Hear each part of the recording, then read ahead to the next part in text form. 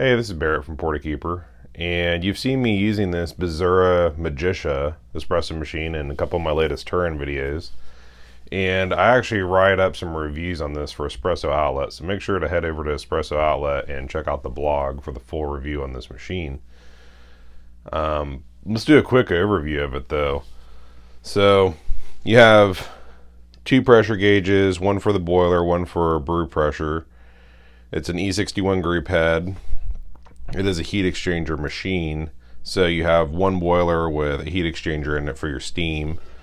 The steam and hot water, they're actually joysticks, and I think that's really cool. That's what my quick mill has, and I've kind of become a convert over to these because they do work really well. If you want to keep it on, like watch, it'll spring back. If you want to keep it on, you just flip it up and it'll lock into place. Quite a bit of steam pressure for heat exchanger. Same thing with your hot water. So nice little hot water stream. I actually have a bottomless portafilter in, but it comes with a single and double spout portafilter, and it has a single and double shot basket as well as a blind for back flushing your machine. And you can tell it's really ergonomic. It's one of the more ergonomic portafilters that I've ever used. I need to see if they sell with this handle but bottomless, because I think I'd pick one up just because they're so cool. They have their, I think it's a Biscone snake. It's an Italian symbol. What else? The tray actually lifts off for your hot water, or for your fresh water. And what's kind of nice about that is you take off all your cups. Just make sure when you lift it, it doesn't just slide off. So that's something that I really like. I think Rocket and ECM, they all have a little door. You lift the door off and you fill it up, where I feel like I'm always pulling all my cups off to try to fill up that reservoir when using some of those, where this is really nice. You're just like lifting everything off. So I'm using a bottomless basket just because that's what I like, with a VST insert in it. And well, let's just take a sec. I like roasting my own beans, but I've been doing this subscription, Good Brothers. I've been seeing them online. Really cool company. They do air roasting. It's a small company. They really good guy. His name's Brent. You can see it has the roast date of April 8th. This one says the 9th. I've actually had them since earlier last week. So I mean, I got them like super fresh. So today I have a little bit in there. Guatemalan. It has almond, toffee, lemon. And I'm going to put it in my Atom. Let's just top this off.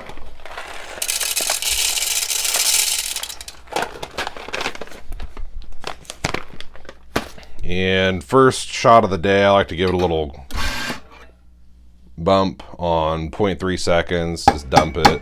Just gets yesterday's grounds out of it. And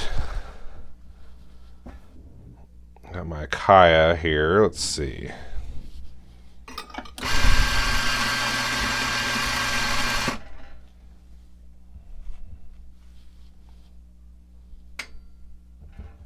I think my towel was on it and I don't have it quite tiered, so that was my fault, but it looks about right. So let's brew a quick bottomless shot.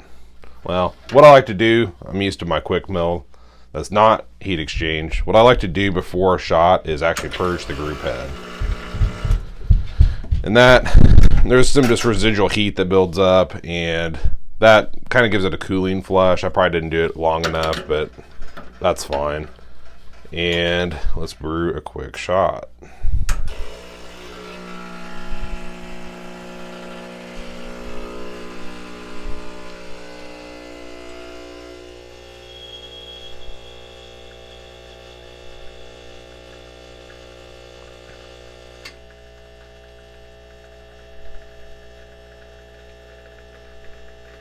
Nice centered shot. It's coming out real smooth. It's running about as quick as it should.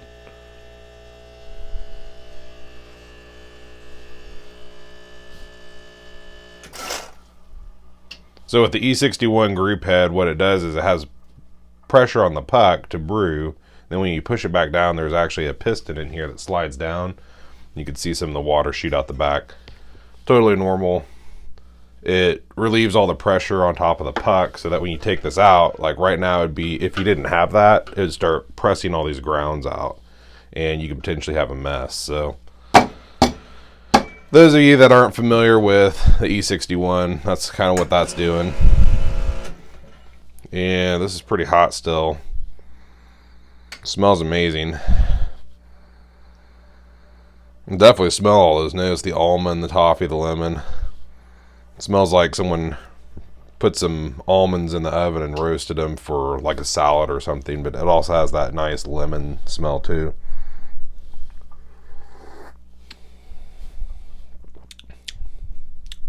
That's a good cup of coffee.